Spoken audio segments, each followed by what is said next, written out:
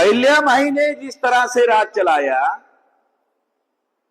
तो इससे एक और बात प्रमाणित होती है कि हमारे महिलाओं में भी राज करने का हुनर है। तब भी था, आज भी है, केवल अवसर मिलने की जरूरत है। अहिल्या माई को उनके ससुराल वालों ने अवसर दिया, ये हिस्टोरिकल फैक्ट है। ससुराल वालों ने अवसर दिया। अवसर देने के बाद में अहिल्या माई ने जो करके दिखाया उसको केवल चमत्कार के अलावा कुछ नहीं कह सकते, क्योंकि कंपैरेटिवली उस समय ऐसा कोई दूसरा उदाहरण उपलब्ध नहीं है। समकालीन इतिहास में अहिल्या माई के तरह राज करने वाला कोई समकालीन उदाहरण उपलब्ध नहीं है। इसलिए इसे केवल चमत्कार ही कहा जा सकता है। और यह चमत्कार अहिल्या माई ने पूजा अर्चना करके नहीं दिखाया। जो राजा होता है उसको अपना राज चलाने के लिए 24 घंटे भी कम पड़ते हैं, तो 2-2.5 घंटे की बामनों की पूजा करेंगे तो राज कैसे चलेगा? वो पूजा करने वाले लोग जो है वो राज करने वाले नहीं होते। अभी मैं गया था उधर, अहिल्या माई के जन्म स्थल पर गया था, तो ब्राह्मण जो है वहां बैठे थे, आप लोगों ने भी देखा और आप लोगों ने सुना होगा, मैंने भी सुना। वो बार बार एक बात कह रहे थे, स्वाहा स्वाहा स्वाहा। ये संस्कृत का शब्द है स्वाहा। आप लोगों को किसी को पता है इसका क्या अर्थ है? तुम्हारा सत्यानाश हो जाए।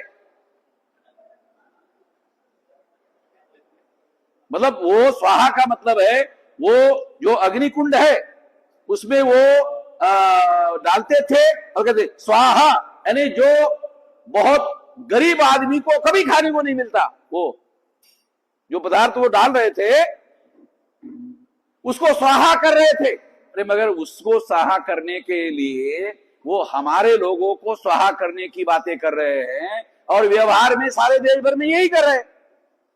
हमारा राज उन्होंने स्वाहा ही किया है। हमारे लोगों का, बहुजनों का जो राज है वो स्वाहा करने का काम ब्राह्मणों ने किया है, काल्पनिक बातें नहीं है। अहिल्या माई का भी राज जो है उन्होंने स्वाहा किया हुआ है।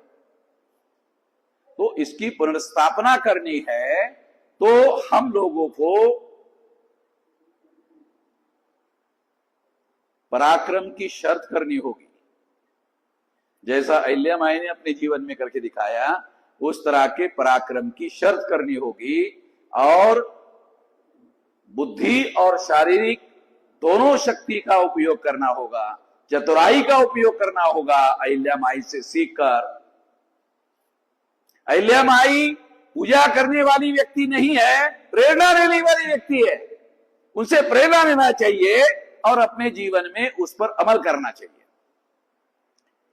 साथियों, मौर्य क्रांति संघ जो है वो हम लोगों ने वो पराक्रम हमारे लोगों के बीच में दोबारा स्थापित हो, इसके लिए ये संगठन बनाने का संकल्प किया हुआ है। और इस संकल्प को धरातल पर उतारने के लिए 365 दिन तक ये घोषणा कर रहा हूं, साल भर ये अहिल्या माई का कार्यक्रम चलेगा। आरएसएस वाले, बीजेपी वाले एक दिन के लिए प्रधानमंत्री को, राष्ट्रपति को बुला सकते हैं, मेरी तरह 365 दिन कार्यक्रम नहीं लगा सकते। अगर उन्होंने दांव चलाया तो मैंने बड़ा दांव चलाया, और मैंने जो 365 दिन का दांव चलाया फिर उसको काउंटर करना उनके लिए संभव नहीं है। तो ये कार्यक्रम हम लोग आज से शुरू कर रहे हैं और 365 दिन तक चलेगा, और 365वें दिन के बाद फिर अगले साल जब ये कार्यक्रम आएगा, ये दिन आएगा, तो वहां समापन करेंगे।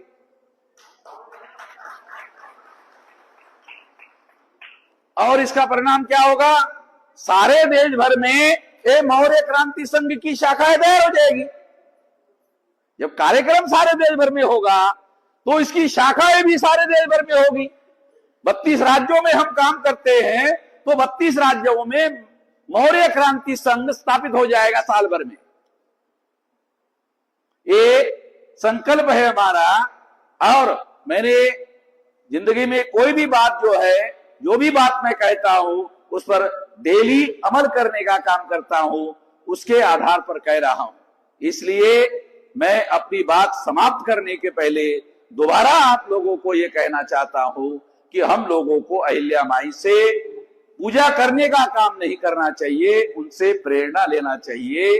उनके यहां मैंने जब देखा कि उन्होंने अहिल्या माई के हाथों में लिंग पिंड दिया, ये असल में मुझे समझ में नहीं आता।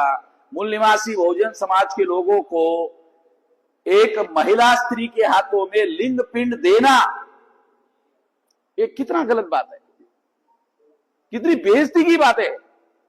और हमारे लोगों को ये समझ में भी नहीं आ रहा है और वही बातें उसको उछाल रहे हैं।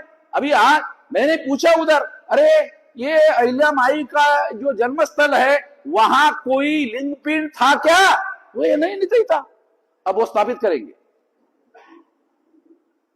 वो वहां स्थापित करेंगे।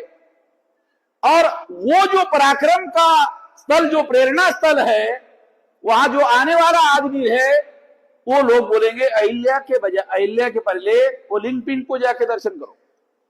हो गया, विभाजन हो गया, डाइवर्शन हो गया और ब्राह्मण मत के तरफ लोगों को डाइवर्ट करने का काम किया। इसका मुकाबला हमको करना होगा। मैं बहुजन समाज के लोगों को ये अपील करता हूं कि ये लिंग पिंड जो है ये अहिल्या माई की बहुत ज्यादा बेइज्जती करने का मामला है। इसको वहां लगाने के लिए उनके पैतृक संपत्ति सरकारी नहीं है, ये उनकी संपत्ति है, वहां लगाने के लिए हमारा विरोध है।